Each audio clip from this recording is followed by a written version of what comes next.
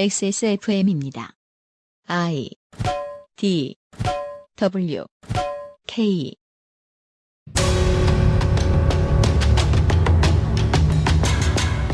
새 밑으로 접어들면 무수히 많은 곳에서 무수히 유명한 사람들에게 셀 수 없이 많은 상을 줍니다. 그 자체의 의미보다 상을 주고받는 사람들 사이의 교류, 미디어에서의 호명이 더 큰 의미를 갖는 것이 현대의 상이지요. XSFM도 상 한 가지 제정하기로 했습니다. 2017년 12월 셋째 주 그것은 알기 싫다. XSFM의 게임 오브 더 이어 시간입니다.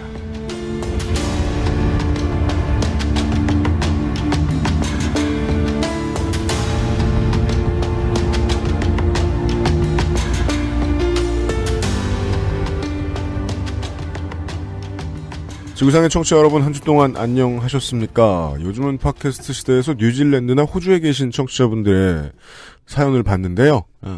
여긴 여름이래봤자 별로 안 덥고 35도 이상 안 올라가요. 이런 소리를 하시더라고요. 북반구 한가운데 위도에 비해서도 매우 추운 편인. 네. 밤섬은 허였습니다. 바깥에 보면. 한강에 얼음 조각이 둥둥 떠 있어요. 지난 12월 첫째 주였던가요? 너무 추워서 야 이러다 한강 얼겄다라고 말했더니 윤세민 에디터는 코웃음을 치며 12월엔 한강이 안 얼어요 라고 말했는데 그 다다음 날에 70년 만에 한강이 12월에 얼었다는 기사가 나왔습니다. 사람 장담 함부로 하면 안 돼요. 극한의 혹한 속에서 전해드리고 있습니다. XSFM의 그것은 알기 싫다. 올해가 가기 2주 전에 252회입니다. XSFM의 유승균 책임 프로듀서입니다. 윤세민 에디터가 시작부터 앉아있습니다. 네, 안녕하십니까. 게임 오브 더 이어 시간입니다. 근데 XSFM 고티를 원래 했었어요? 올해 처음입니다. 근데 했던 것처럼 그렇게 말씀하세요? 그동안도 할 수는 있었는데요. 그동안 할 수 있었던 사람들이 뽑는 게임의 공신도를 우린 믿을 수가 없습니다.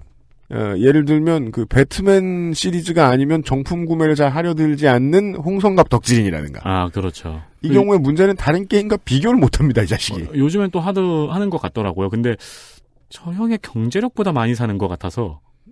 게임 오브 더 이어 같은 걸 진행할 수 있을 만큼 폭넓은 게임을 접해본 평론가를 구하기가 흔치가 않습니다. 우리가 이걸 뭐 조성주 소장한테 시킬 거예요.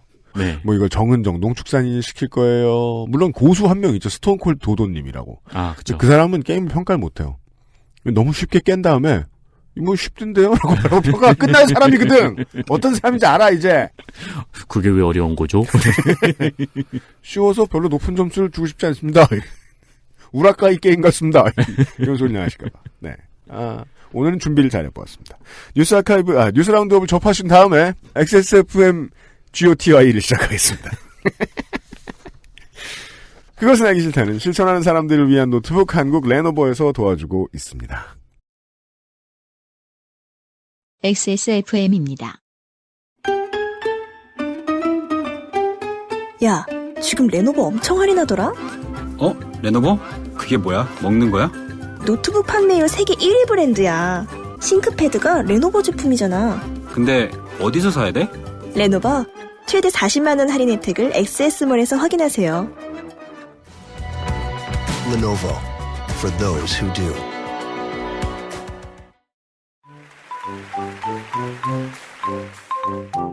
머리, 어깨, 무릎. 안 괜찮으시죠? 관절 건강에 도움을 줄 수도 있는 무르핀이라면 그 노래와 춤 끝까지 할 수 있게 도움을 드릴 수 있어요. 관절 건강엔 무르핀이니까요. Lenovo for those who do.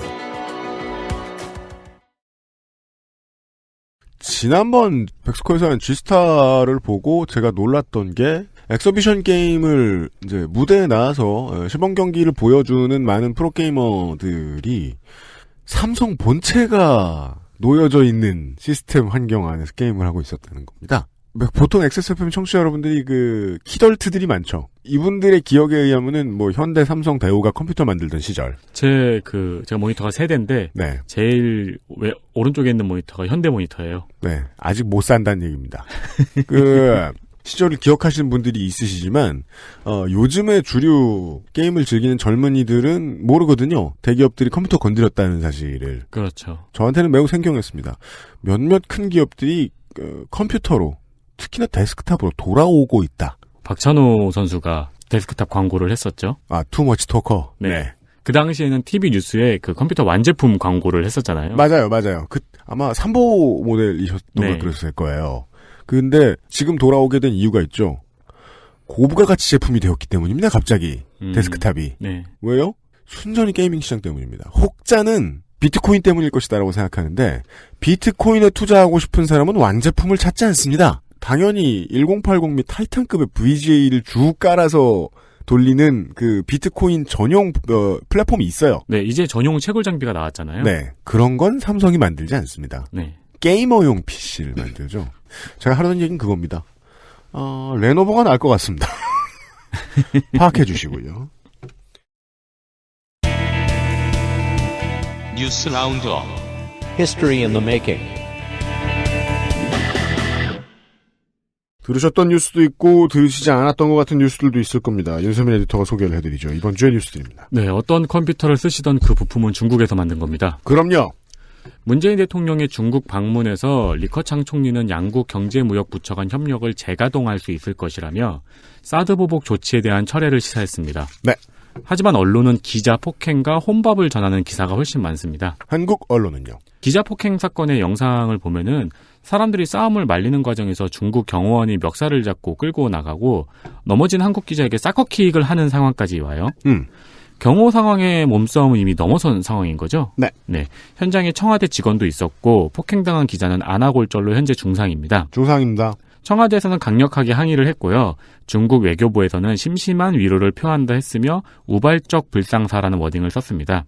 공안에서도 조사 중이고 네. 이에 언론은 언론에 대한 폭거, 한국당은 굴욕 외교, 그리고 기자들 때문에 방중 외교 성과가 폄하됐다는 의견 등이 있었습니다. 네. 언론사 선정으로 기사를 검색해보니까 보수 직원, 진보 직원 할 거 없이 다 단결하는 모양새인데요. 경제지는 처음에는 같이 단결을 했어요. 나중에는 네티즌의 의견을 전하는 데 힘을 쏟고 있는 모습입니다. 왜냐하면 경제지 출신 기자가 폭행을 당했거든요. 네. 네. 한편 대통령이 중국에서 혼밥을 했다는 혼밥 프레임이 또 논란입니다. 대통령이 10끼 중 8끼를 우리 측 수행원과 함께 먹었다는 건데요. 되게 어이가 없잖아요, 이게. 여기서 혼밥이란 말을 누가 처음 쓴 건가 궁금해가지고 찾아보니까 제가 파악하기로는 14일 2시에 조선비즈의 기사가 가장 빠른 것으로 보입니다. 맞아요. 조선이 먼저 깠습니다, 이걸. 네, 그리고 같은 날 5시, 6시에 이준석 위원장과 신보라 의원이 자신의 페이스북에 또 혼밥에 대해서 한마디씩 했고 자유당에서는 김성태 위원장이 또 한마디를 했죠. 네. 그러면서 엉뚱하게 혼밥 프레임이 지금 쟁점이 되었는데요. 네. 현재 기사 수는 50페이지가 넘습니다. 네. 요 기사를 읽으실 때는요, 특히나, 이렇게 보셔야 됩니다. 중국의 대통령이, 이제, 외교하러 갔는데, 네. 밤 얘기만 이렇게 많이 나오는 것은 이상하지 않는가라는 원칙적인 질문이 1번이 돼야 되는데, 그렇죠. 보수 언론들 및 보수 방송사들도 그렇고요. 여기서 보수 방송사란 그 세 개를 뜻합니다. MBN, TV조선, 채널A. 심지어 이제 친여 성향을 강력히 노골적으로 드러내는 팟캐스트들은 이런 얘기를 1시간 동안 하죠. 그쪽들도 다 마찬가지예요. 이걸 깨는 게 중요한 게 아니에요. 이 얘기를 하는 게 중요한 거죠. 이 얘기를 하는 동안에, 그러니까 조선이 이번에 멋들어지게 성공을 한 게, 이 프레임을 보여주는 동안에, 한국 정부가 중국에서 얼마나 얻어온 게 많은지가 다 가려졌어요. 그 지적을 하면서도 혼밥 얘기는 하죠. 대중국 교역에 있어서 큰 위기에 처해 있던 올해를 넘겨서 이야기가 넘어가면 당이 얼마나 차갑게 자기를 내쫓을지 알 수도 없어서 바들바들 떨었던, 쉽게 말하면은 개성공단에서 쫓겨나는 그 중소기업들 같았던 상황에 처해 있던 수많은 기업들이 구제를 받았는데 이게 싹 빠졌어요. 그렇게 승리했습니다. 조선일보가 끝발 떨어졌다 얘기 많이 하는데 가끔씩 이런 프레임으로 성공을 거둡니다. 그러니까 조선일보 입장에서는 대통령이 혼밥 얘기를 꺼내면서 진보지간 팟캐스트건 할 거 없이 모두가 먹을 밥을 확 던져버렸어요. 그래서 다 그거 물었어요. 네. 조선일보도 그렇고 몇몇 오래된 엘리트들이, 이 보수 언론 엘리트들이 알고 있는 거예요. 진짜 중요한 큰 그림을 보여주는 것보다 요런 떡밥을 던지는 게 저 반대편에서도 싸움하기 좋아한다. 저 반대편이라고 해서 싸움 안 하는데 돈 버는 사람들 아니다. 일단 싸움을 붙이는데 뭘로 싸움을 붙일까가 1번이란 말이에요. 이 사람들의 사고에. 네. 거기에 모두 휘말렸다. 저는 요즘 한국당하고 조선일보 보면은 그 생각이 나요. 우리는 키베를 뜨지 않는 사람이라고 자신하면서 살고 있지만 어느샌가 키베에 휘말리는 계기가 이길 수 있을 것 같을 때거든요. 맞아요. 그래서 이 킵에 휘말린 수많은 그 평론가들이 있거든요. 진보라고 스스로가 자처하는. 이 사람들도 결국은 중요한 부분인 방중의 대외교적인 성과에 대해서는 아예 모르고 글 쓰는 사람들이 너무 많습니다. 다음 보시죠. 그리고 이런 소식 전할 때 예. 신문에서 중국의 언론이라면서 환구시보를 꼭 인용을 합니다. 어느 중국의 특파원이 KTV를 보고서 기사를 씁니까? 예. 구글에 환구시보만 검색해봐도 네. 저희가 웃는 이유를 알 수 있습니다. 그래서 저는 이거 가지고 환구시보는 그나마 믿을만하다는 말을 하는 사람들이 있었어요. 왜냐하면 국영지의 자매지니까. 이게 무슨 소리야! 이거는 동아일보는 못 믿는데 신동아는 철석같이 믿는다는 소리예요. 월간조선은 믿을만하다. 환구시보 조심하시고요. 네. 네. 청취자분들의 시간으로 내일은 네. 홍준표 대표의 대법원 판결이 있을 예정이니까 참고 바랍니다. 참고하십시오. 네. 네.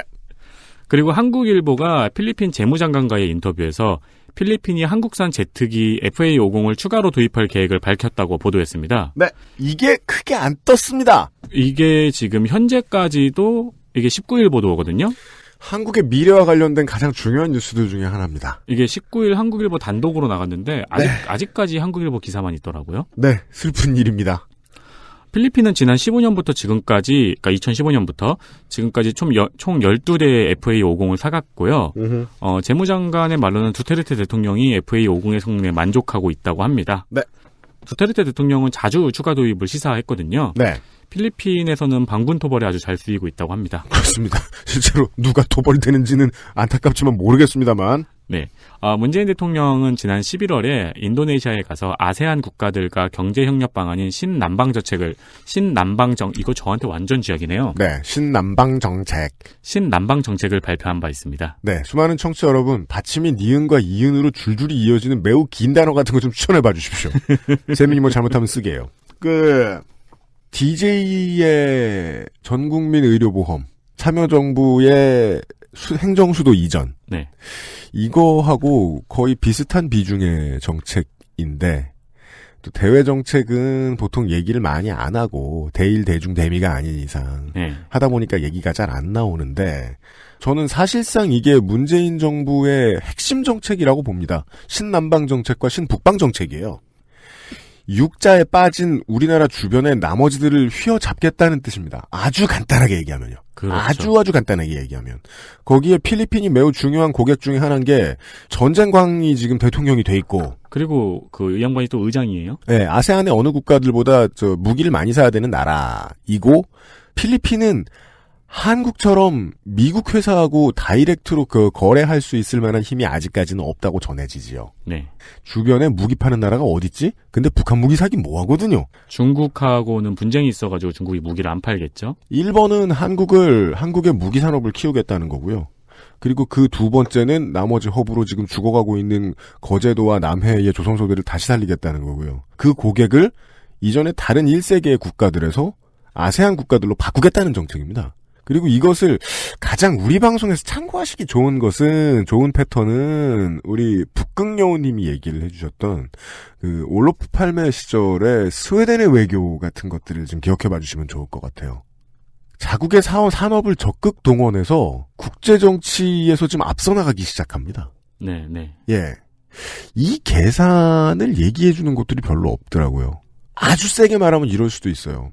중국이 계속해서 이렇게 무뚝뚝하거나 지멋대로 나올 것 같으면 아세안의 나머지 도합 6억 인구 쪽으로 시장을 틀겠다.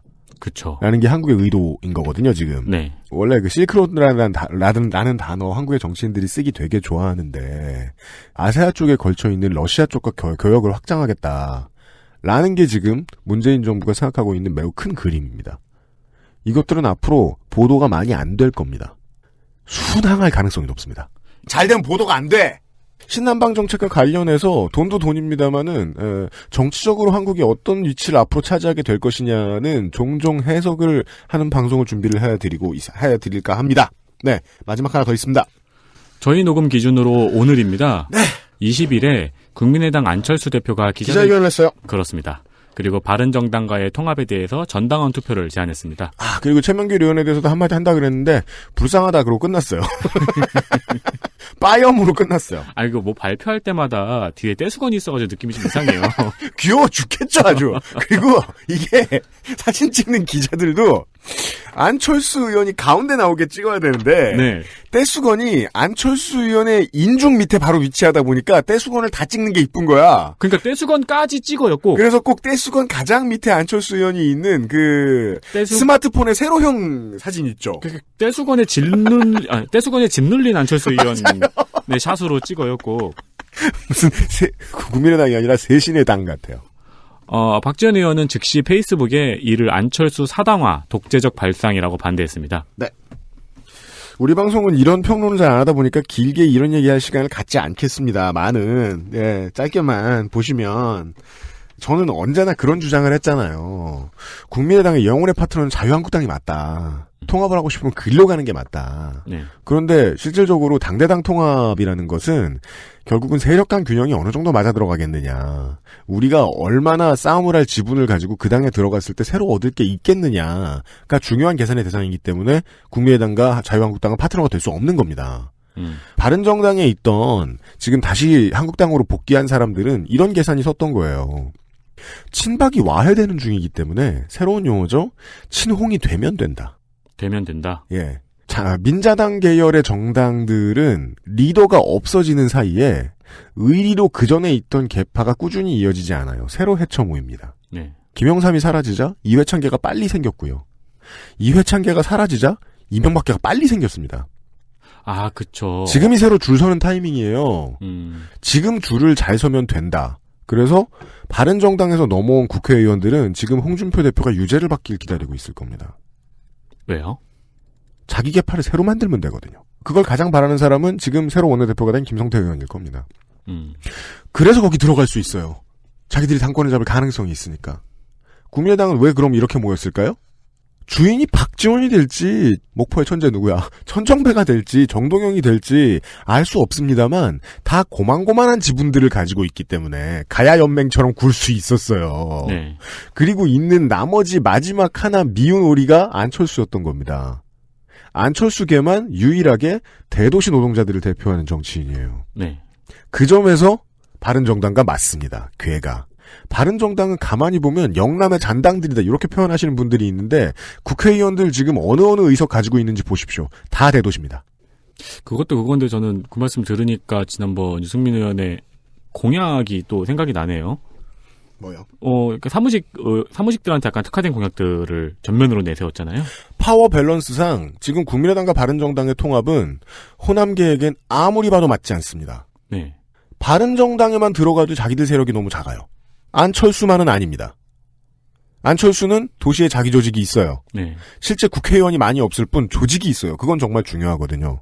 그리고 우리가 지난주에 윤세민이 지나가다 하준 얘기 싹 들려드렸잖아요. 윤세민 어느 역이더라? 만안역인가? 안양역인가? 안양역이요. 안양역에 내리면 유승민 의원 등신대가 등신대는 아니고 현수막이. 현수막이. 네, 더블 하트. 네, 당원 들어오고 후보 들어와 달라고. 그거 치웠더라고요. 치웠어요? 네. 많이 들어왔나? 국민의당은 늦게 생긴 당이지만 바른정당보다는 조직이 잘 돼 있습니다. 바른정당이 가장 원하는 건 그 조직이에요. 의원수도 모자라긴 한데 의원수보다 더 중요한 건 시스템입니다. 바른정당은 인프라가 필요해요. 높은 확률로 지금 국민의당은 분당되는 방식으로 가지 않겠느냐. 근데 호남이 없어도 국민의당은 그 시스템이 유지가 될 것이다. 몇 번의 그 선거방송을 통해 꾸준히 말씀드렸습니다. 영남 거는 영남에만 있고 호남 거는 호남에만 있습니다. 바깥으로 빠져나오지 않아요. 지자체장과 국회의원을 만들 때만 딱 쓰이고 바깥에까지 힘을 발휘하지 않습니다.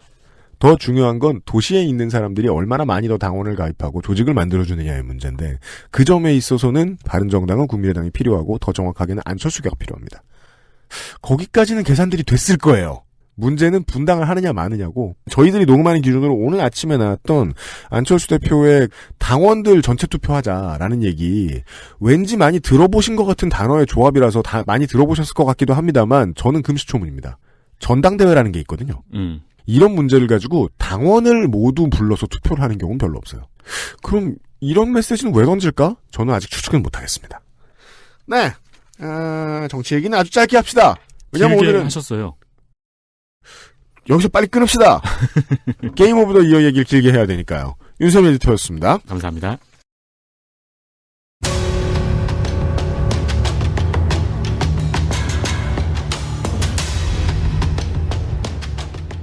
XSFM 게임 오브 더 이어 2017 플레이어노운즈 배틀그라운드.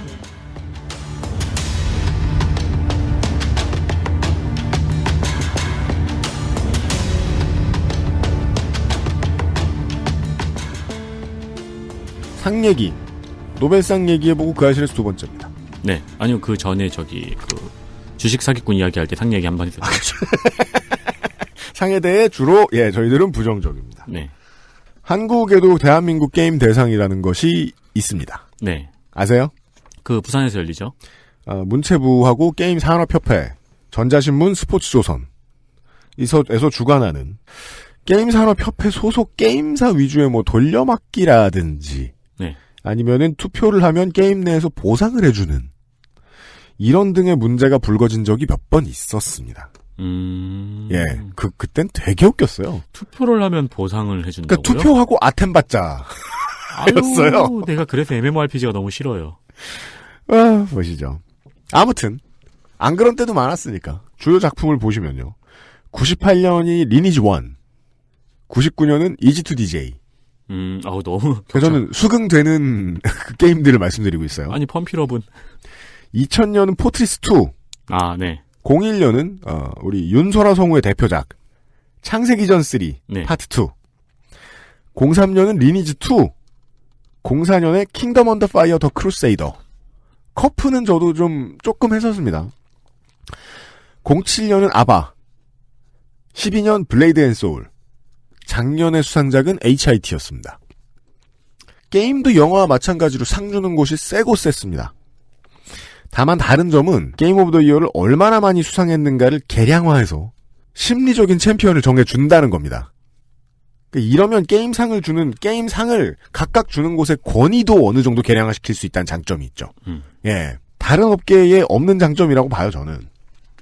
지난 10년간의 전 세계적인 게임 오브 더 이어를 가장 많이 수상한 작품은 다음과 같습니다. 2007년 바이오쇼크, 08년 폴아웃 3, 09년 언차티드 2 황금도와 사라진 함대. 언차티드 2 보면 되게 압도당하려고 하는 것 같아가지고 기분 나빠요. 일단 상 받은 거 보고 사시는 분들 많았거든요.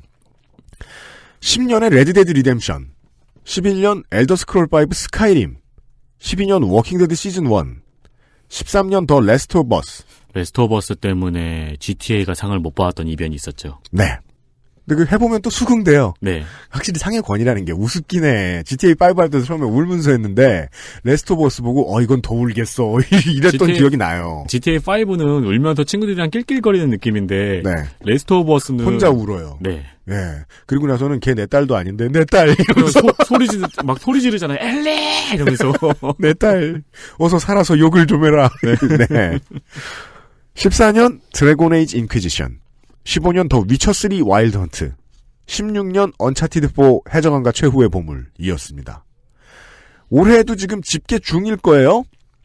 근데 올해는 평론가들의 평가에 있어서 더 레스트 오브 어스나 슈퍼마리오 오디세이, GTA5 혹은 토니호크 프로스케이터 2 같은 전설의 명작들을 뛰어넘는 호평을 받은 위와 닌텐도 스위치 기반의 젤다의 전설 브레스 오브 더 와일드가 워낙 강력한 후보입니다. 네. 쓸어 담고 있습니다. 많은 후보들 가운데는 놀랍게도 베타 버전만 가지고 올해의 게임을 수상한 적이 있는 작품이 하나 있습니다.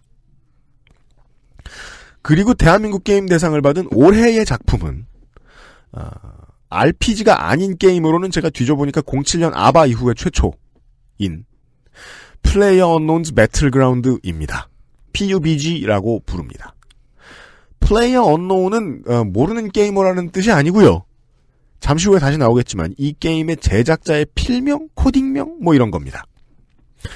지난 국감의 민주당 손혜원 의원의 밸런스를 무너뜨리는 사행성 아이템을 근절했으면 좋겠다라는 발언 이후에 비슷비슷한 한국 게임을 즐기던 유저들 사이에서 이 미풍처럼 스쳐 지나갔던 질문이 있었습니다. 현질 안 하고 재밌게 할 수 있는 우리나라 게임도 있단 말인가?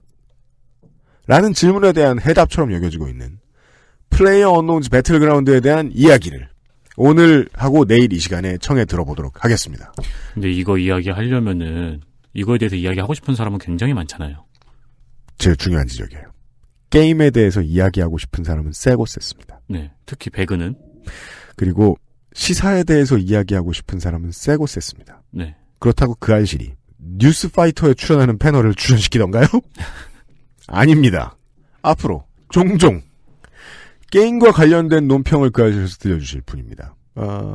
소개는 별로 할 것이 없습니다. 그냥 뭐 애아빠고요.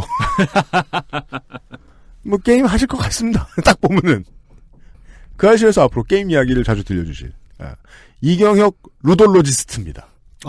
안녕하십니까. 이경혁입니다. 루돌로지스트인가요? 네. 그게 뭔데요? 예? 루돌로지스트가 뭐예요? 루돌로지는 뭐죠?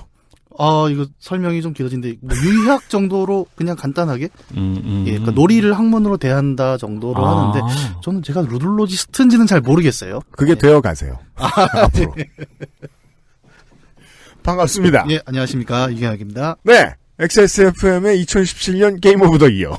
플레이어 언노운즈 배틀그라운드에 대한 이야기입니다. 아니, 우리는 상을 주는 게 아니에요? 네. 그거 받으려고 안 할 거 아니에요. 네. 연락 닿기 힘들 거고. 예.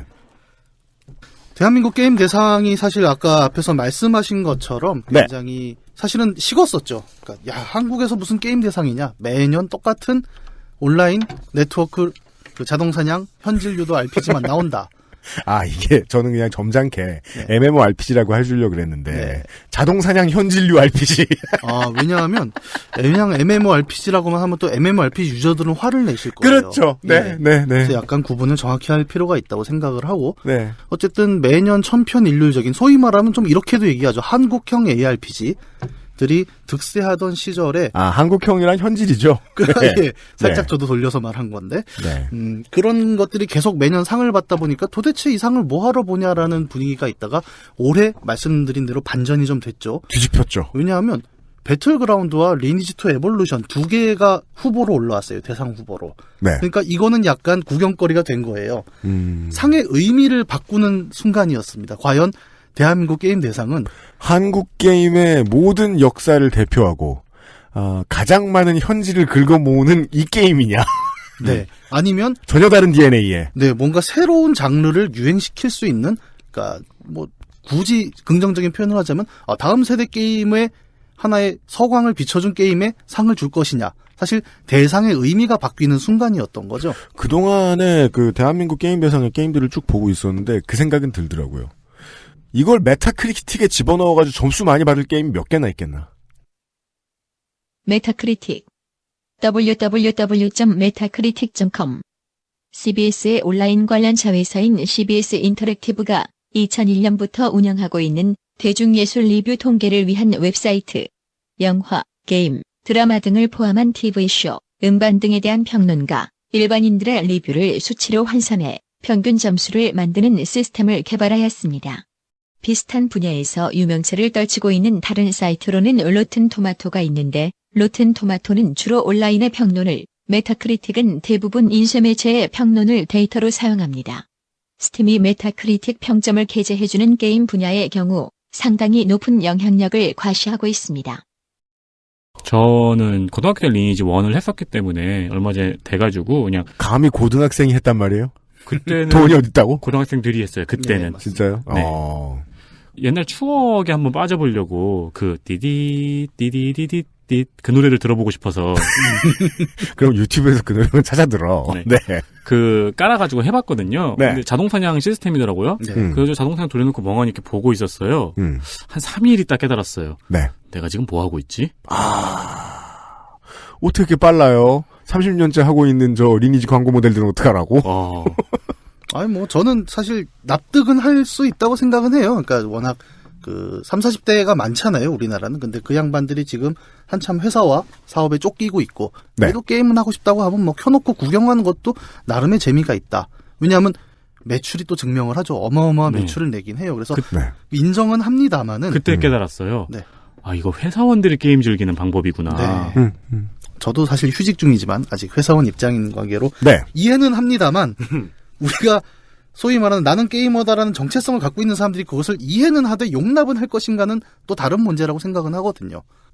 한국은 이제 또 PC방 문화가 워낙 중심으로 돌고 있는 부분이 있으니까 네. 네. 그런 PC방의 대세 게임이라는 게 또 존재를 합니다. 한국 사람들은 게임 하나가 뜨면 그것만 하죠. 늘 그랬습니다. 한국은 그런 면에서 게임의 민주화가 돼 있죠. 네, 그렇습니다. 그래요?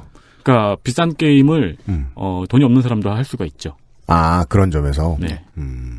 남들보다 뭐 돈으로 앞서가는 것이 아닌 말 그대로 거의 스포츠에 가까운 형태의 대전형 게임이 언제나 PC방에서 굉장히 주력 게임으로 이제 유행을 타고 있었고 그 시작이 스타크래프트였죠. 네. 그리고 그것이 한동안의 시차를 거쳐서 이제 다음 왕자로 들어온 것이 리그 오브 레전드. 네. 그리고 최근까지도 굉장히 높은 그렇죠. 점유율로 1위를 네. 하고 있었고 작년에 블리자드의 오버워치가 잠깐 반짝했습니다.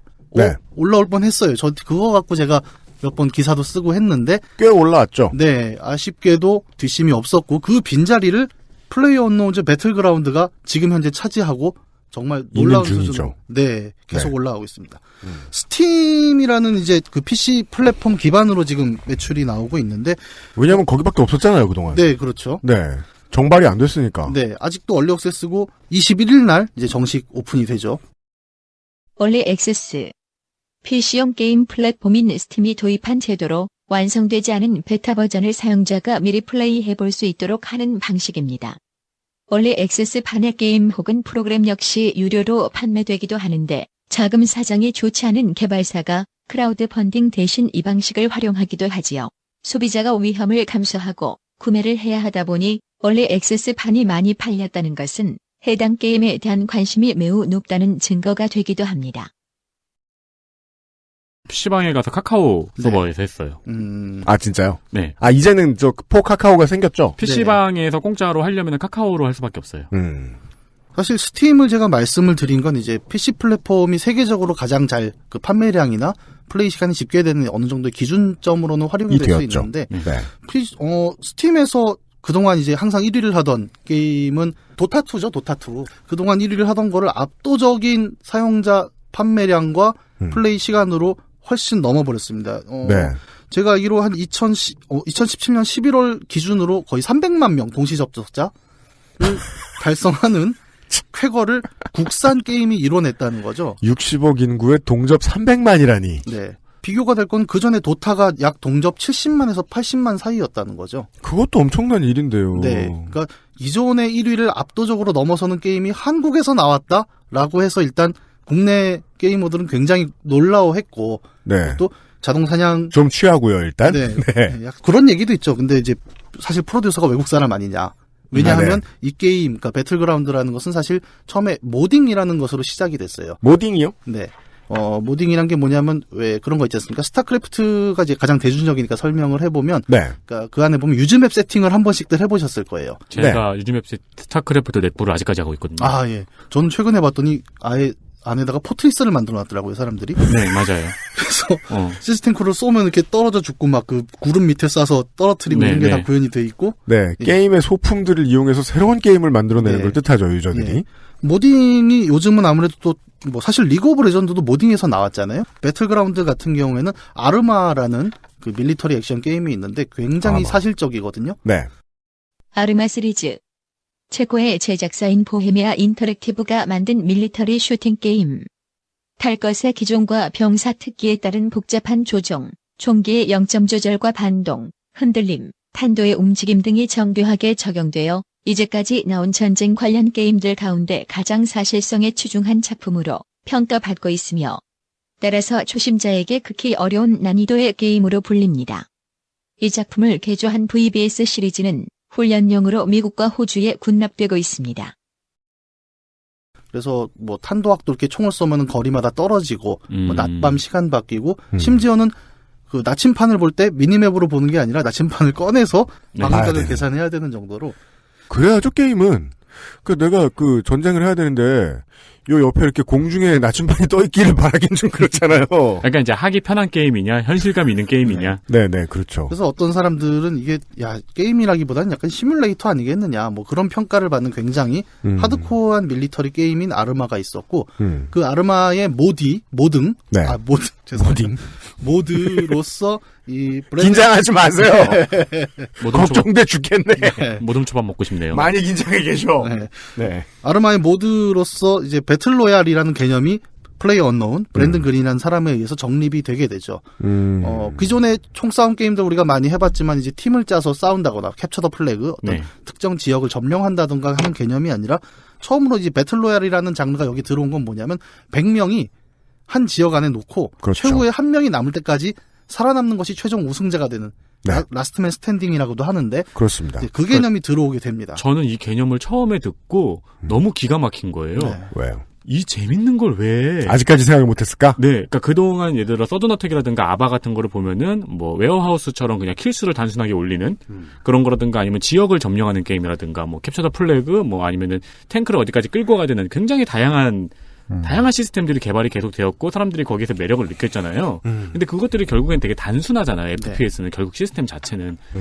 근데 배틀로얄이라는 거는 이전에도 콘텐츠가 있었는데 왜 이걸 아직까지 아무도 성공을 못 시켰었지? 사실 비슷한 컨셉이 이제 다른 장르에서는 좀 있었습니다. 스타크래프트를 예를 들어보면 프리폴이라는 게 있었죠. 근데 그거는 그냥 컴가기용으로. 네, 프리폴 같은 경우도 이제 소위 말하는 다대다에서 최후의 한 명이 살아남는 개념은 있었는데 네. 이제 FPS나 밀리터리 게임에서 다루기 어려웠던 건 아무래도 좀 기술적인 문제도 있었죠. 왜냐하면 밀리터리 액션 게임을 해보시면 아시겠지만 모든 맵이 통로형이었어요. 네. 항상 코너를 꺾거나 실내거나 아니면 굉장히 엄폐물이 많은 어떤 길을 따라가는 형태의 맵이었다면 네. 그게 기술적인 한계가 들어가 있는 부분이 있죠. 옛날에 레인보우 식스의 에어포트라는 맵이 네. 있긴 있었는데. 근데 이제 그것도 굉장히 넓어 보이긴 했지만 어쨌든 주력 콘텐츠는 아니었고 주로 집 안, 건물 안, 어쨌든 그 구현이라는 것이 통로를 기점으로 될 수밖에 없었던 어떤 하드웨어적, 소프트웨어적 한계가 분명히 존재를 했었죠. 매퍼가 좀 전지전능하잖아요. 언제나 맵을 처음에 시작할 때는 매퍼가 생각할 때도 그렇게 할 수밖에 없었겠다는 거죠. 뭐 우리가 흔히 생각하는 5대5 FPS 게임을 생각했을 때는 처음에 밀집 지역이 있고 그리고 흩어져서 숨는 지역이 따로 있고 네. 약간 이제 그 스나이핑을 할 수 있는 거리가 있는 뭐 좁은 은폐 지역이 있고 포인트 그런 걸 다 하다 보니까 여러 명이 서로와 함께 싸우는 그런 시스템은 그 맵 같은 건 안 됐어서.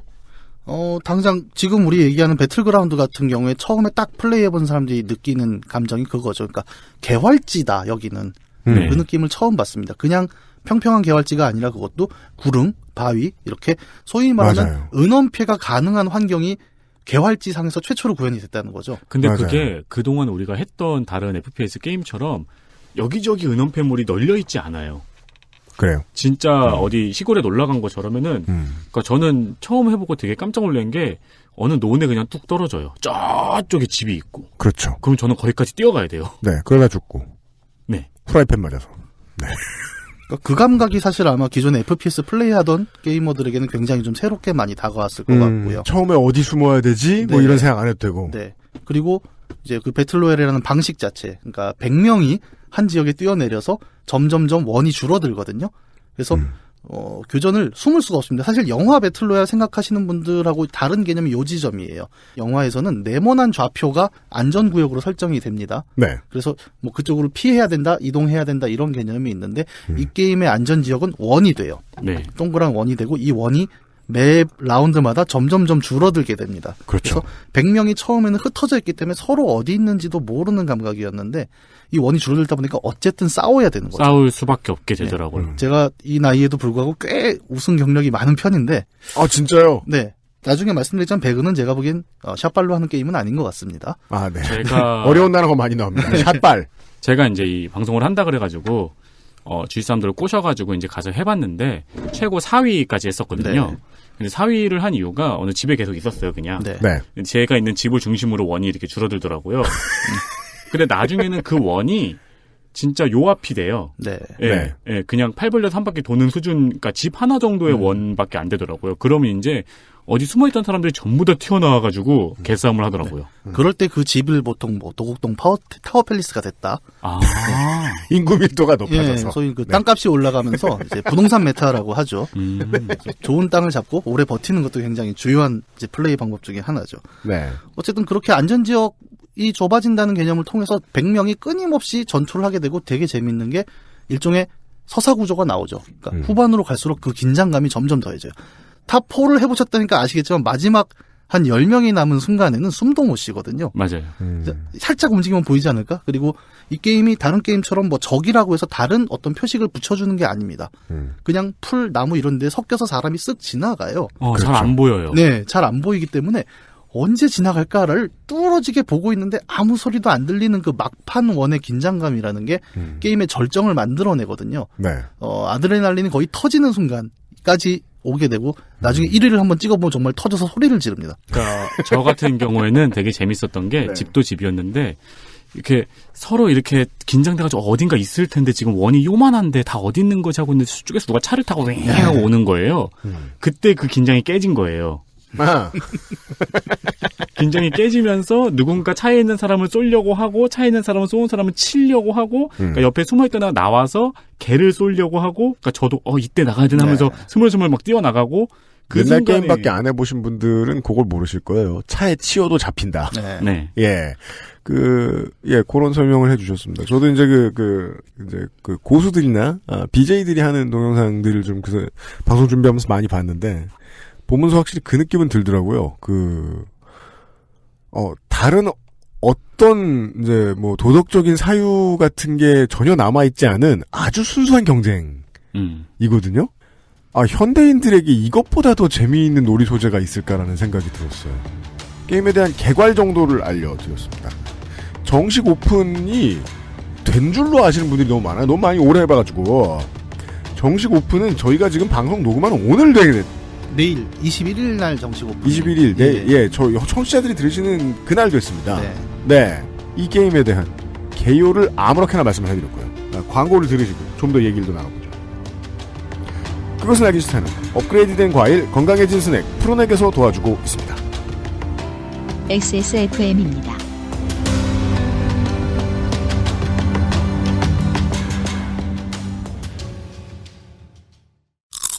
맛있다 소리까지 맛있다 색상까지 향기까지 식감까지 포장만 뜯으면 과일 그 이상의 맛 오감만족 과일 스낵 푸르넥.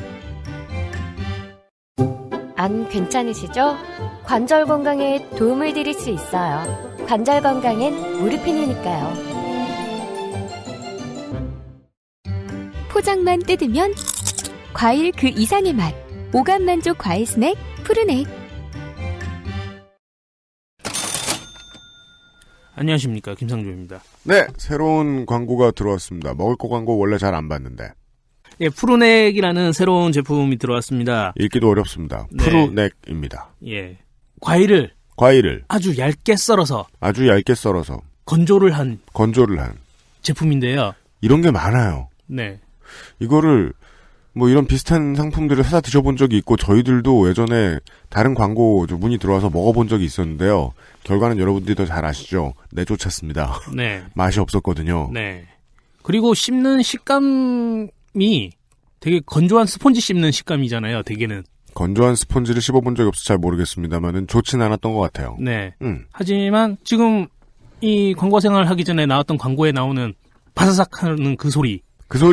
사운드 어디서 구해온 거 아닙니다. 네, 샘플 뜬 거 아니고요. 여기서 직접 누가 먹었습니다. 네, 제가 먹었거든요. 네, 김상조가 먹었습니다. 네, 제가 먹고 제가 소리 녹음해가지고. 김상조가 씹는 소리입니다. 예, 실제로 나온 소리고요. 뭐 다른 과자 사가지고 뭐 녹음을 했다든지 그런 거 아닙니다. 그렇습니다. 네, 일단 이 바사삭한 느낌, 웬만한 과자보다도 더 바삭하다. 네. 는 말씀 전해드리고 싶고요. 그리고 씹었을 때 그 과일의 풍미 아주 강하게 올라오는. 엄청납니다. 뭐 뿌린 것 같아요. 그러니까 입안에서 과일 냄새 이렇게 생각되는 경우가 없죠 별로. 네, 그래서 그리고 일반 과자보다 많이 건강하겠다. 아, 네, 그런 생각이 듭니다. 다른 과일 그대로 건조시켜서 나온 제품입니다. 그런 물건이 들어왔습니다. 네. 참고로 이 공장이 제주도에 있어요. 네, 맞아요. 네, 그래서 좀 배송 같은 경우엔 좀 타 제품보다 오래 걸릴 수도 있다. 아, 맞아요. 그게 문제예요. 네. 이런 과자가 나왔습니다. 네. 스낵으로 사기엔 좀 비싸서, 예. 드셔보신 적이 있으신 분들이 한번 판단해 봐주셨으면 좋겠습니다. 저희들이 이런 물건을 솔직하게 말할게요. 3번째 받았어요. 괜찮은 물건이 드디어 나왔다. 네. 제주국제공항에서 사시는 것보단 당연히 싸지 않겠나, 라고 생각합니다. 김상조 독점거래위원장이 소개해드렸습니다. 감사합니다.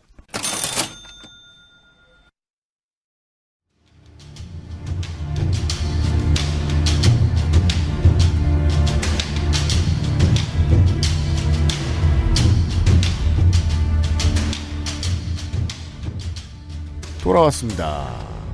GTA5를 이야기할 때도 말씀을 드렸던 적이 있어요. 이런 작품 하나가 나왔을 때, 이 작품의 유통만으로도 하룻밤에 10억 불이 넘는 돈이 왔다 갔다 하고, 네. CPU, 그래픽카드, 램, 메인보드, 모니터 등등 해서, 수많은 컴퓨터 부품 시장이 요동을 치고, 네. 한국이 어마어마하겠죠. 왜냐하면 가장 인기 있는 프로그램의 사양에 게임의 사양에 맞춰서 컴퓨터가 다 바뀌어야 되니까. 그렇죠. 요즘 PC방 가면 전부 다 커브드 모니터예요. 어마어마하게 산업을 뒤집은 올해의 작품에 대한 이야기를 이경혁 구돌로지스트와 함께 들어보고 있었습니다. 사양 얘기가 나왔지만 사실 요즘 PC방 가면 그래서 분위기가 많이 바뀌었습니다. 이 기존의 메이저 게임이던 리그 오브 레전드가 사실은 사양을 크게 타지 않는 저사양 게임이었습니다. 예, 그래서 예전에 그런 기사도 나왔죠. 용산 울상. 그래도 근데 제 컴퓨터에서는 안 돌아가더라고요. 저 아주 그래서 아저씨 같은 얘기 할 수 있어요. 제가 게임하려는 목적으로 PC방을 안 가본 지가 10년이 돼가요. 네. 근데 게임하려는 목적으로 PC방을 안 갔으면 저는 PC방을 가본 적이 없는 겁니다. 그럼요. 그래서 PC방이 어떻게 바뀌었는지 몰라요. 집에 프린트가 없으면 가끔 가게 되죠. 몰랐다가 MBC 모 케이블사의 예능 프로그램이죠. 어서와 한국은 처음이지라는 외국인들이 한국 여행 오는 프로그램 보고서 요즘 PC방을 TV로 처음 봤어요. 깜짝 놀랐습니다. 다 기계식 키보드. 네. 스나이퍼용 에이밍이 가능한 게이밍 마우스. 다 커브드 모니터. 토할 뻔했어요. 의자 짱 편해요. 잘 뻔했어요. 앉자마자. 심지어 어떤 PC방은 제가 갔는데 의자 뒤에다가 우퍼 스피커를 넣어놨더라고요. 맞아요. 그런 의자 있잖아요. 네. 그러니까 저는 아저씨의 입장에서 그걸 궁금해하는 거죠. 야, 이게 돈이 되나봐 이렇게 투자하고도. 옛날엔 굶어 죽는다고 난리였는데 옛날 그 사양으로도 리니지가 돈 얼마 받아가면 망한다고 난리쳤었는데 이제 저렇게 고급화해놓고도 되나봐 장사가. 약간 저도 이제 제가 PC방 관계자는 아니지만 네. 살펴보면 이제 좀 그런 게 많이 바뀌었죠. 예전과 달리 이제 선불제가 됐고요. 네. 그래서 낙전 수입이 좀 발생을 할 거고 그리고 이제는 그 요식업 쪽 허가를 같이 받는다고 해요. 그래서 안에서 조리가 됩니다. 그래서 진짜 옛날에는 라면을 사 먹으려면 제가 가서 계산대로 갔어야 됐거든요. 네. 지금 라면을 누르면 나오는. 라면을 누르면 클릭하면은 좀 이따가 갖다 주는 건데 갖다 주는 게 라면만 있는 게 아니고 치킨 마요 이런 거 갖다 줘요. 아 진짜요? 내가 게임하고 있으면. 저는 까르보나라도 먹어봤습니다. 네. 안에 조리장이 까르보나라를 드셔보셨다고요? 아니 실제로 까르보나라가 되는 곳은요 알리오 올리오도 될 가능성이 높아요. 깜짝이야. 그 정도로 이제 많이 바뀌었고. 네. 근데 이제 말씀하신 대로 어떤 리그 오브 레전드가 유행하던 시절에와는 달리 요즘은 어떤 현상이냐면 PC방에 이제 배틀그라운드가 대중화가 되면서 다시 한번 사양 업그레이드가 이제 폭풍이 한번 불었죠. 네. 심지어는 이태원 PC방 같은 데 이제 제가 가보면은 대기표를 줍니다. 왜요? 왜냐하면 지금 업그레이드가 덜 된 상태인데 배틀그라운드가 원활히 도는 자리는 아직 자리 모자라서 없어서 대기표를 받아요. 그래서 제가 배틀그라운드 하러 갔을 때 되게 신기했던 게 뭐냐면은 보통 PC방은 라인 형태로 좌석이 있잖아요. 네. 이쪽 라인 다 오버워치, 이쪽 라인 다 롤, 저쪽 라인 다 배틀그라운드. 롤석은 조금 된 사양. 네. 나머지는 최신 사양. 네. 이겠네요. 특히 이제 FPS 같은 경우는 요즘 그것도 따지잖아요. 모니터 주파수. 그럼요. 144 아니면 안 하려고 그런 친구들도 많고요. 아, 진짜요? 네. LCD 초창기에는 그 반응 속도 때문에 CBT 쓰는 사람들도 있었어요. 네. CRT구나. CRT. 예. 그 정도고 저기 다른 PC방 가보면 요새 BJ석이라고 해서 따로 있어요, 또. 아, 거기서 방송을 해요? 예. 와, 아저씨들 시간당 모르는 거 3,000원. 되게 많다, 진짜. 시간당 3,000원. 시간당 3,000원이고 투컴 주고 모니터 2개 주고 예, 그렇게 해서 아예 오, BJ석이 있고 그건 제가 노량진 오락실 가서 느꼈던 충격에 이어 두 번째네요. 예, e스포츠 전용석도 있습니다. 그래서 양 팀이 6명씩 앉아갖고 경기할 수 있게 부스가 돼 있는 PC방도 있어요. 싸바싸바 잘하면 옵저버석도 주겠네요. 오, 그럼 저 같은 사람은 경계석. 응원 캐치프라이즈 문구 써가지고 가서 응원하고. 아는 형이 가능하면, 네. 그 정도로 이제 PC방이 다양해졌고, 이제 그런데 그런 업그레이드를 지금 배틀그라운드가 확실히 이끌고 있긴 하거든요. 네. 이제는 한 GTX 1060 밑에 PC방은 사람들이 가질 않죠. 같은 값이니까. 네. GTX 1060이 지금 시세로 뭐 30만원대 정도 하고 있는 걸로 알고 있는데, 네. 옛날에는 VGA에 그런 돈을 쓰면 떼부자라고 생각했는데 말이에요. 기본 사양 정도로 네. 인식이 되기 시작을 한 거죠. 그래서 굉장히 그러니까 영향이 이제 하나의 게임이 떴을 때 벌어지는 어떤 현상들이 다채롭다라는 생각을 많이 해요. 그러게 말입니다. PC방의 어떤 하드웨어를 업그레이드 시키면서 용산의 새로운 호황을 불렀고요. 네. 물론 거기는 아까 말씀하신 대로 이제 비트코인의 영향도 있겠습니다만. 물론요. 네. 근데 그거는 이제 그런 얘기를 할 수 있죠. 아까 GTX 1060에 대해 VJ에 대해서 말씀해 주셨는데, 게임을 할 젊은이가 왔으면 GTX 1060이나 TI 정도의 30-40만원대의 물건을 사갈 텐데, 네. 비트코인 채굴하러 온 사람이면, 그 라인의 최상위 모델인 GTX 타이탄이라고 있습니다. 지금 한 140만원, 150만원 하나요? 한 대여섯 개 줘봐요. 이러고 살 거 아니에요. 그 사람이 게임하러 온 사람이겠습니까? 예. 네, 조금 다르죠. 네. 그 유행 같은 것을 만들어내면서 사실 아까 말씀드린 이제 대세 게임이 됐잖아요. 그래서 요새는 어디 지하철을 타거나 버스를 타거나 그 학생들 얘기를 들어보면 다 그 얘기만 하고, 심지어는 제가 저 밖에 있는 제 가방이 저렇게 밀리터리 컨셉으로 돼 있는데, 네. 저걸 메고 학교 주변을 다니면 애들이 다 그래요. 야, 삼렙 가방이다. 아, 저게 그거예요? 네. 근데 저거 가방이 배그보다 먼저 나왔거든요. 그럼 되게 쏘고 싶겠네요. 그러니까 애들이 막 그 얘기를 해요. 날 보고 엄폐를 하거나. 네. 아니면 벽 뒤에 숨어야죠. 벽 뒤에 네. 숨으면 보이니까. 네. 엎드리고 막 방위 불러줘. 270, 270. 그죠? 게임 모르시는 분들한테 어떻게 설명드려야 돼. 청취자 여러분, 배틀그라운드에서는요, 벽에 코를 대면 벽 뒤가 보입니다. 이렇게 말해야 되나? 네. 아니, 가장 놀라웠던 게 저 같은 경우에는, 네. 자꾸 제 게임하면서 우와 했던 경험으로 분량을 잡아먹어서 죄송한데, 가장 놀라웠던 게 게임을 하면서 이제 옆에 앉아있는 형이랑 형 우리 옆에 앉아있지만 신세계니까 헤드폰도 해보자 해서 둘이 설정을 했어요. 그러면서 막 하는데 다른 게임하고 있는 다른 사람이 플레이하고 있는, 그러니까 다른 사람, 야 어디야 하는 소리가 아스라이 들리는 거예요. 그래서 네. 이 뭐지 이 혼선은 왜 이러지 이게 왜 들리지 하고 있었는데 걔네가 나타나서 저를 쏘더라고요. 그렇죠. 게임 안에 보이스를 누가 켜놓은 거네요, 그러면. 네. 그러니까 근처에 있으니까 그 소리가 들렸나 봐요. 예. 그렇죠. 그 게임 안에 보이스를 켜놓으면 약간 남의 소리가 들어옵니다. 네. 7.1 채널의 무한 장점이네요. 저놈이 곧 나를 쏠 거야. 그래서 보통은 게임한 보이스를 꺼놓고 이제 그 디스코드 같은 외부 앱을 쓰죠. 팀하는 그렇구나. 네. 삼렙 가방을 메고 있는 이경혁 뉴돌로지스와 함께 하고 있는데요. 근데 여전히 NC나 넥슨의 수뇌부들이 모여서 고민을 할 때는 넘지 못하는 벽이 하나 있습니다. 이건 사행성 없는데. 수익이 어디서 나오지? PUBG는 사행성이 없는데 이 회사는 어떻게 되는 거지? 물론 어떤 이사는 그렇게 말하겠죠. 상장까지는 안 될 거야. 우리를 살 리는 없어. 걱정하지 마. 라든가. 상장 얘기하니까 재밌는 게 하나 떠오르는데. 진짜요? 예, 이희진 씨. 말씀하시면 안 돼요. 그런가요? 그러니까 그 혐의로 재판을 받았던. 그렇군요. 네. 제가 방송이 처음이라. 네. 어쨌든 이희진 씨 사건에 사실 이 배그가 연루가 살짝 돼 있죠. 맞습니다. 네. 제가 게시판에서 봤는데 어떤 분이 이희진 씨 얘기를 듣고 우회상장 주식을 하나 샀는데 그게 블루홀이었는데. 네. 블루홀 이 게임의 제작사죠. 한 900 정도에 들어갔다가 뉴스 보고 망했다고 손 놓고 있다가 어느 날 보니까 2억 2천이 됐다고.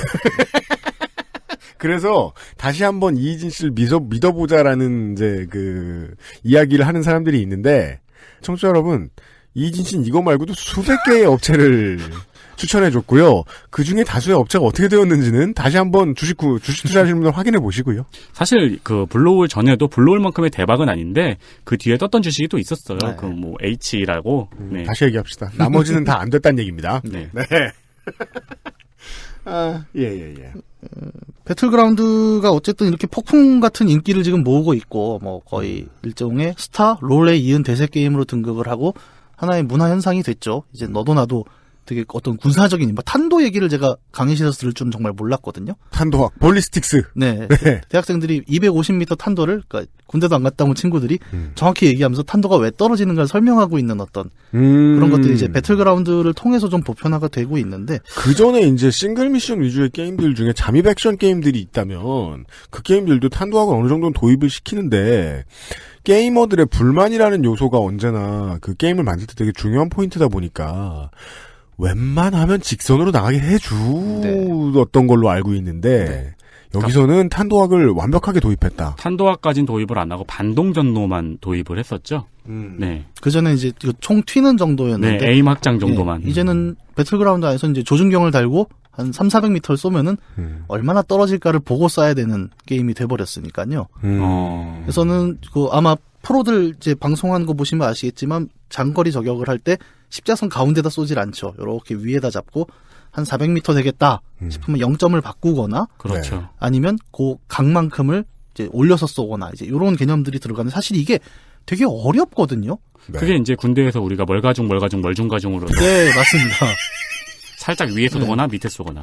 왜 이렇게 기억 잘라? 사실 그게 어려운데 사람들이 이제 막 그런 얘기를 이해하죠. 하는 거예요. 예, 이해를 하고 있고 그걸 되게 자연스럽게 얘기를 해요. 그래서 뜨긴 떴구나.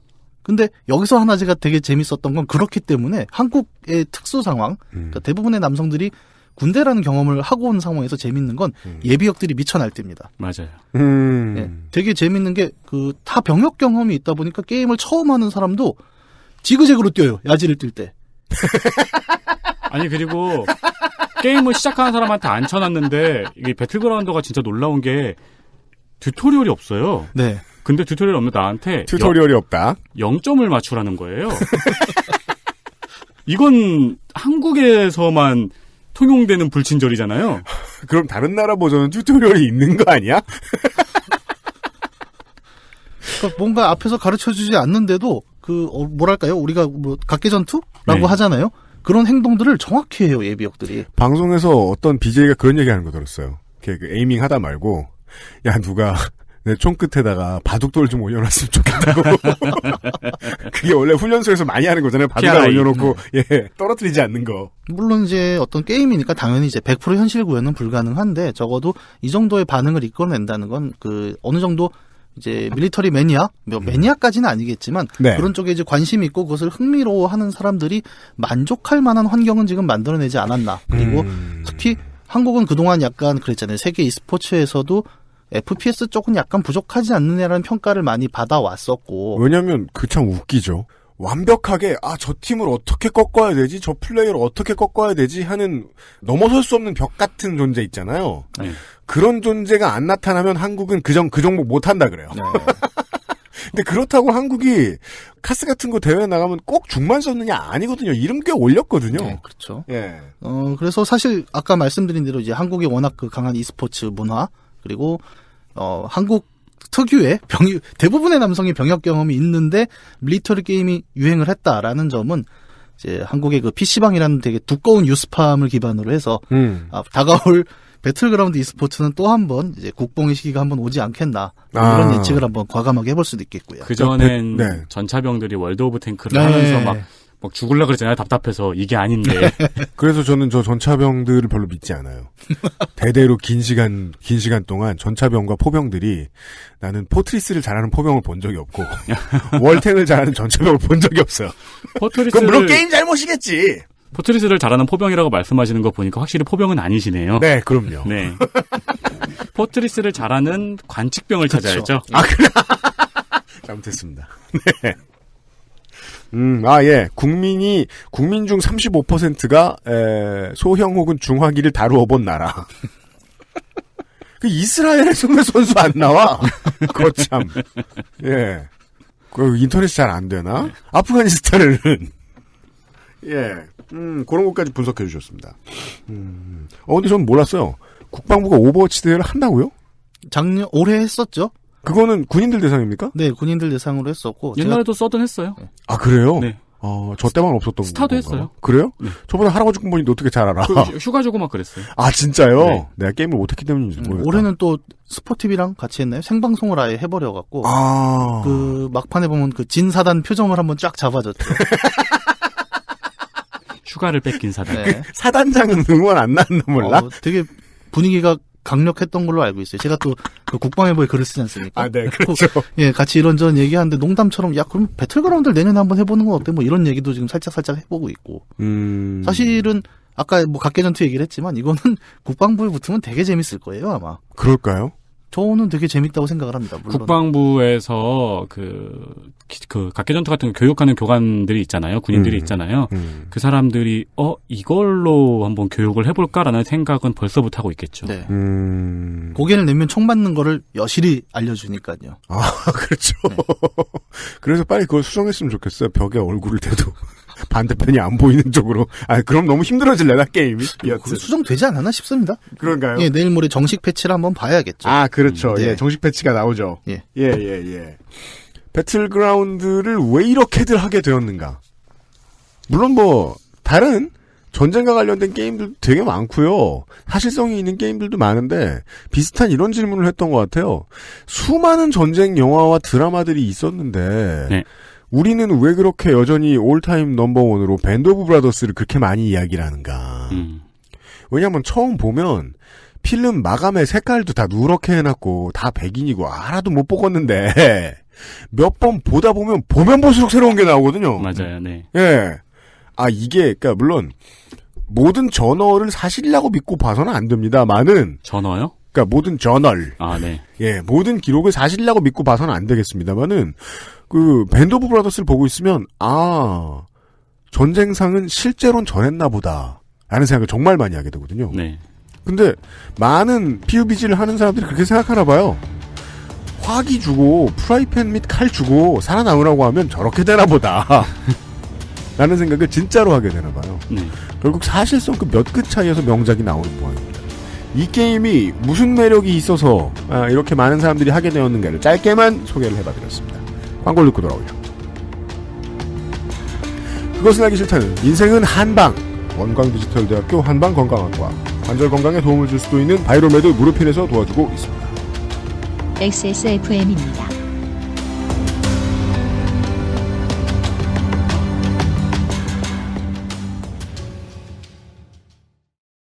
인생은 한방. 한의학, 기초영양학, 식품위생학, 푸드스타일링까지 최고의 교수진들이 만든 약선조리 전문가 과정. 다양한 자격증부터 창업과정까지 오랜 경험으로 이뤄낸 완성된 커리큘럼. 한 차원 높은 음식 문화를 위한 당신의 선택. 원광디지털대학교 한방건강학과에서 2017년 12월 8일 원서 접수를 시작합니다. 인생은 한방. 원광디지털대학교 한방건강학과. 안 괜찮으시죠? 관절 건강에 도움을 드릴 수 있어요. 관절 건강엔 무르핀이니까요. 한방건강학과 식품영양학. 당신이 건강한 식탁에 대해 알 수 있는 모든 것. 2017년 12월 8일 원광디지털대학교 한방건강학과에서 당신의 시작을 기다립니다.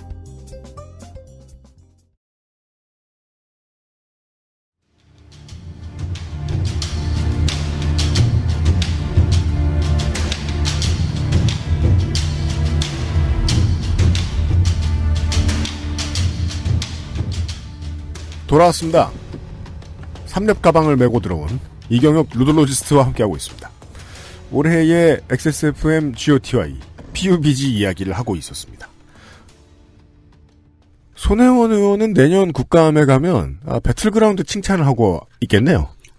왜냐하면 1년이 지난 뒤에도 배틀그라운드를 제외하면 한국은 여전히 자동사냥 사행성 RPG 시장으로 돌아갈 거거든요. 내일 이 시간에도 이 이야기를 조금 더 해볼 텐데 내일 이 시간에 들려주실 얘기는 뭐가 있을까요? 가장 큰 흥행을 했다 보니까 도대체 왜 배틀그라운드 이렇게 흥행이 됐나. 근데 하나의 게임이 대세가 되고 그 장르가 이제 보편화되기 위해서는 단지 게임이 재밌어서라는 설명만으로는 좀 부족하다고 생각을 해요. 한 게임이 뜨는 데는 반드시 어떤 그 사회적인 변화와 맥락을 함께하는 부분들이 있을 것이고. 그렇습니다. 배틀그라운드 유행도 그 앞선 게임은 어땠으며, 그렇기 때문에 그 게임의 단점을 보완하기 위해서 어떤 것이 보완되었다. 그리고 그 두 세대의 차이에서 발생하는 게임을 플레이하는 사람들의 변화가 함께 맞물리면서 어떤 하나의 게임 유행을 만들지 않았나. 그래서 그런 얘기를 좀 정리를 해보려고 합니다. 이런 얘기까지 하실 수 있단 말입니까? 진짜 재밌겠네요. 게임사 혹은 사회사와 관련된 어떤 이야기들을 좀 청취자 여러분들 머릿속에 있는 것들과 비교하면서 이야기를 들어보셔도 좋을 것 같습니다. 그리고 그 알실이 이제 이렇게 연속되는 특집을 만들 때 제 패턴이 있어요. 뭔데요?